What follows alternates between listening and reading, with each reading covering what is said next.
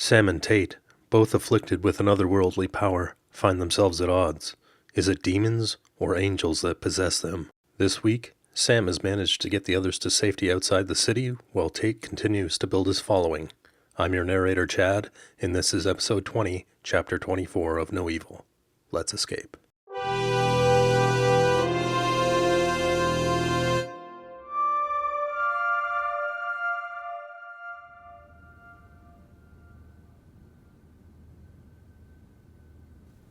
An hour later, Marina and the kids were packed. Lucky this isn't a life-or-death situation, Case. Sam was ready to get out of the city. The girls were instructed to fill their backpack with a change of clothes and a toy of their choosing, and to report back for inspections. Case did the duty. Marina handed out sandwiches after hearing none of them had eaten all day. They were sweet honey ham with fluffy white bread and a hint of mayo. Sam savored it. Case said the girls were inspected and he deemed them ready. Marina opened the door and turned back to Case accusingly. "Where's the car?" "We're not taking one," Case said flatly. "What? Then what are we taking? Did you rent an RV or something?" "No. Just watch. Relax and watch." They each held the hand of the person next to them. Sam was in the middle. Jan and Case were on his left, and Marina and the girls were on the right. Sam thought of the cabin, and of nothing else. The familiar smell of stale cabin air greeted them.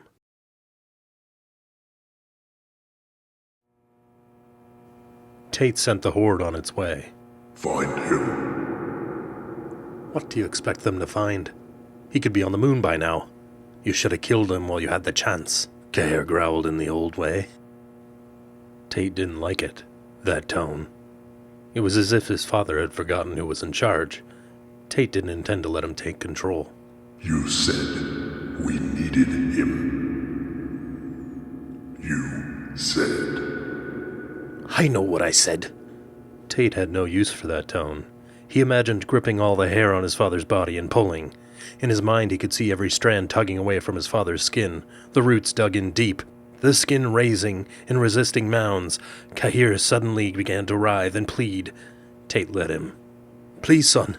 My apologies. You're right. It was me. My fault." "Don't forget." Tate dusted off his suit and stepped outside. Jeff and Sierra followed close behind with hobbling strides. Tate got in the car. His father stepped out of the building, rubbing his forearms. He sat beside Tate in the passenger seat. For a moment they took in the destruction, but Tate pulled away as the wall of flame approached from the south. "What now?" The car rolled on for several silent blocks. "Speak." "If it were me," Cahir said meekly, "I wouldn't be leaving anything to chance." "Explain."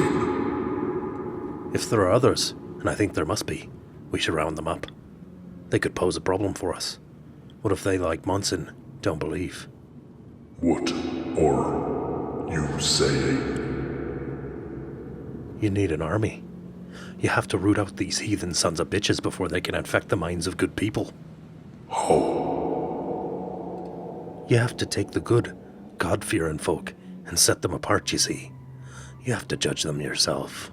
His father seemed to be on a roll, and his words became more and more like those of a fundamentalist preacher. He spit the words with such ferocity that he was nearly foaming at the mouth. He waved his hands in front of himself as he spoke. "You don't need these piss-hand stragglers. What you need are soldiers," Cahir said. Tate contemplated the idea. He envisioned himself as a just king. He could build a new world, a better world from the ashes of this one. He could be God's servant on the land. He could bring on the flames of punishment for those who sinned. He could sit on a throne of the earth and mete out the fates of the plebeians. Tate liked the thought. "How?" "Well, there's a forces base not too far outside the city. I say you pay them a surprise visit. You're bound to find a virtuous sort there." Tate smiled, and the hollow place where his tongue used to be flashed with white light.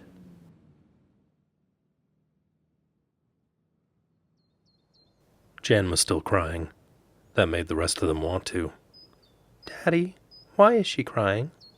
Case's youngest daughter, Tamara, said. Tamara was about 5. His other daughter, Macy, was 9. Marina took them into the bedroom and said it was time for sleep. Sam heard Marina scold Tamara for being rude. "It isn't polite," she said, "to ask adults why they're crying."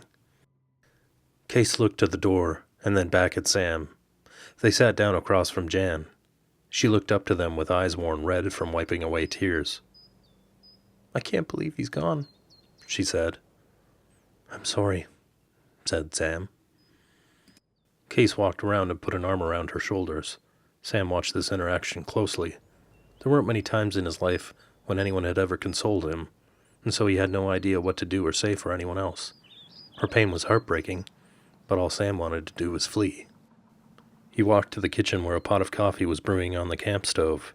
It was some kind of higher-end Colombian stuff Case had. Sam smirked at the thought. This might be the fanciest cup of coffee he'd ever had. He looked back to Jan, and he was ashamed. Case asked Jan if she wanted a cup of coffee. She said she did, and he headed to the kitchen. Case grabbed a cup, and Sam filled it. Sam, what happened back there? Case said. "What do you mean?" I mean, it looked like he was trying to, I don't know, mind power you, like he did to the car. Case was going to say Andre, but stopped himself. "I don't know. I have this thing happening. When I look at you or Jan, I can feel your emotions. Really feel them. That's why I had to get home. That's what you were feeling." So you're saying what? "When I looked at those people, I couldn't feel a thing.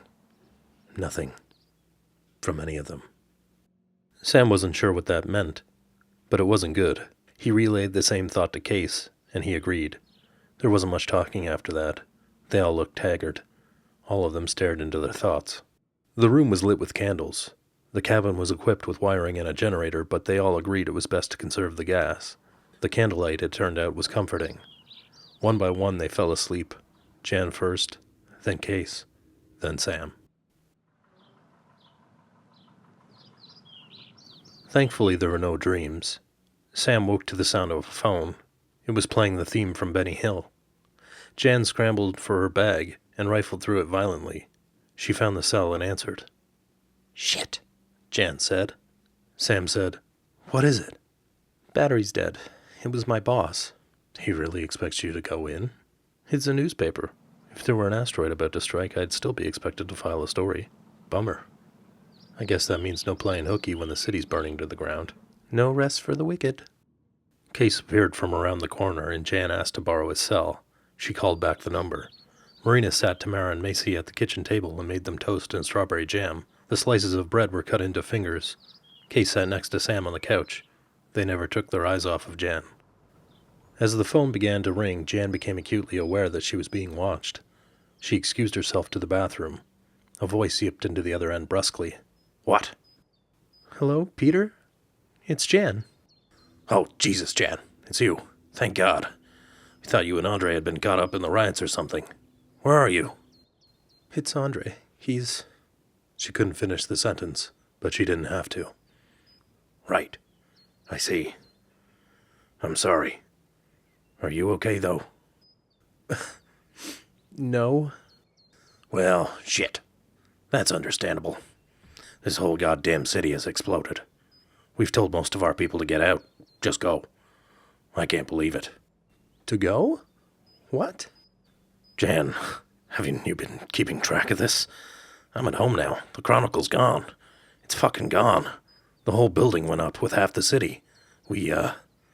Peter's voice cracked. We lost a few really good people. Joni, Franz, and Ted from advertising. We told everyone else to get out of the city.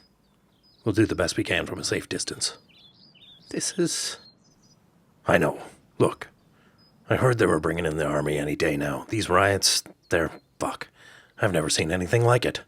Not even in 2 years in Iraq. They're going to come in and suppress the rioters." "Good." "What?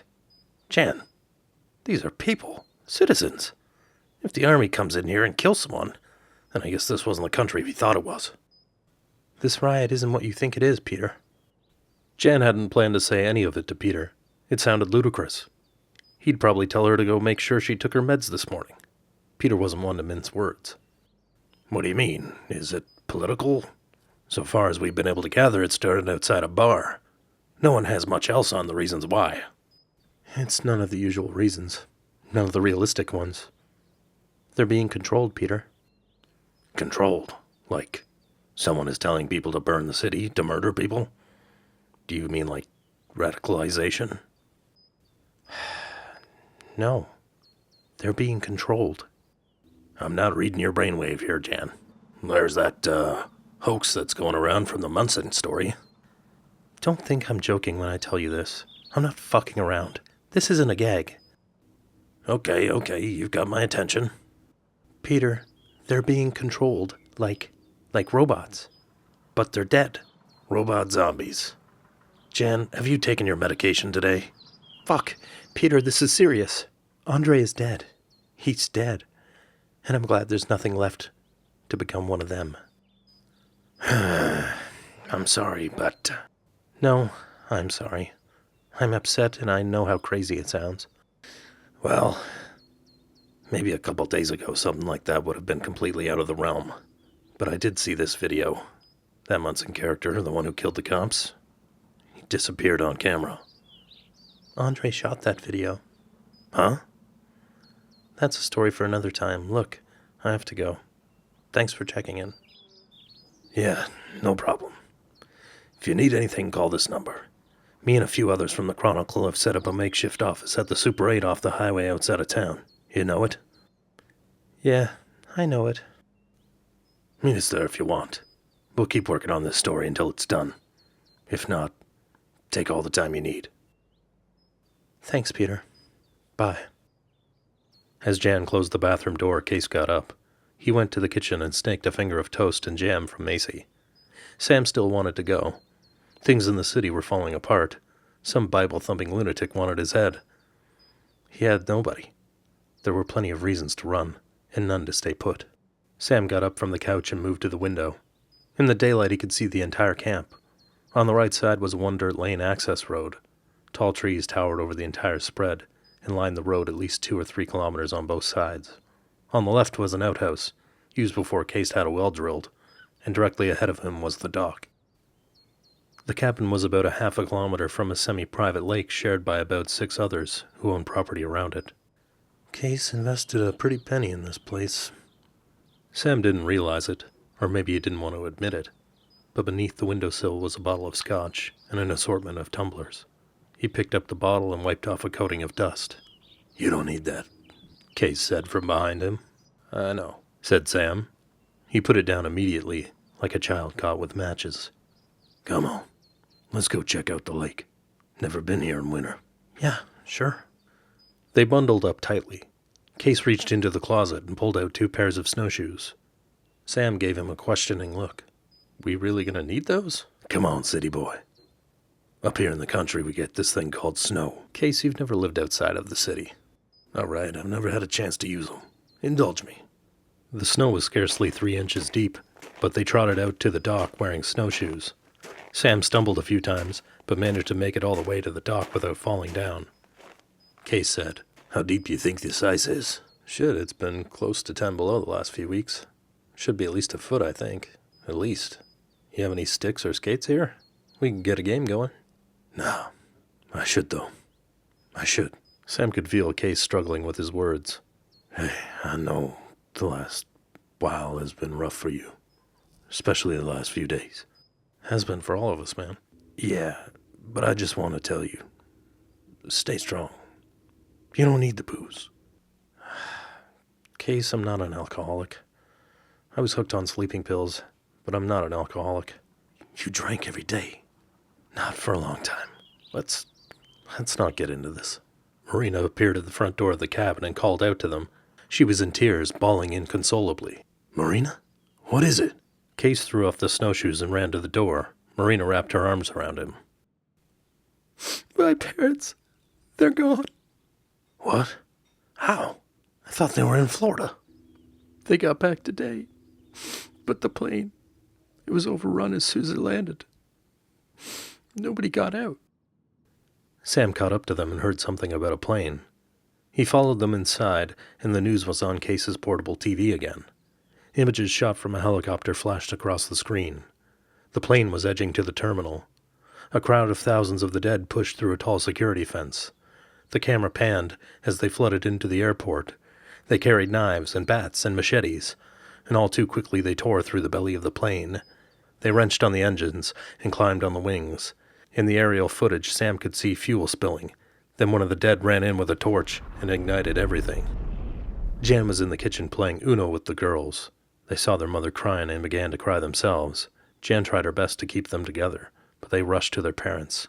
Sam and Jan stepped aside. "We have to get away from this," Sam said. "At this rate, Christ, how the hell are the police going to stop this?" "I don't know that they'll get the chance," Jan said. "What makes you say that?" Sam thought she was saying the police would likely be overrun. They had already been once. "My boss, Peter, said they're considering sending in the army. He used the word suppress." "We can only hope." "My thoughts exactly."